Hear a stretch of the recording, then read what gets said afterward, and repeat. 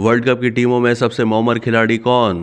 5 अक्टूबर से भारत में शुरू होने वाले दुनिया क्रिकेट का सबसे बड़ा मेला यानी वनडे वर्ल्ड कप 2023 कौन जीतेगा, इसका फैसला तो 19 नवंबर को होगा। इस इवेंट में 5 अक्टूबर से 19 नवंबर के फाइनल तक मजमूई तौर पर 48 मैचेस खेले जाएंगे। इस मेगा इवेंट के हवाले से चंद हैरत अंगेज आदाद शुमार जानना भी पर इस तारों के लिए दिलचस्पी से खाली नहीं होगा। वर्ल्ड कप में 10 टीमें शिरकत कर रही हैं और इस टूर्नामेंट में शिरकत करने वाले खिलाड़ियों की मजमूई तादाद 150 है। इनमें रिजर्व खिलाड़ी शामिल नहीं हैं। मेगा इवेंट में हिस्सा लेने वाले सबसे मौमर खिलाड़ी की उम्र है जो नीदरलैंड के खिलाड़ी वेस्ले बारेसी हैं, जो 3 मई 1984 को पैदा हुए।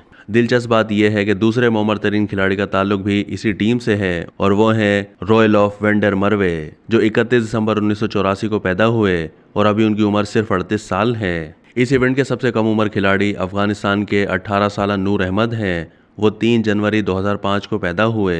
इस सबसे बड़े इवेंट में शिरकत करने वाले सबसे तजर्बेकार खिलाड़ियों यानी बांग्लादेश के शकीबुल हसन और मुशफिकुर रहीम के मजमूई वर्ल्ड कप मैचेस की तादाद 29 है, जो उन्होंने 2007, 2011, 2015 और 2019 के इवेंट्स के दौरान खेले। बांग्लादेश के ही शकीबुल हसन 2007, 2011, 2015 और 2019 के वर्ल्ड कप टूर्नामेंट्स में खेलकर 1146 रन स्कोर कर चुके हैं और मौजूदा इवेंट में सबसे ज़्यादा रन स्कोरर की हैसियत से शरीक होंगे।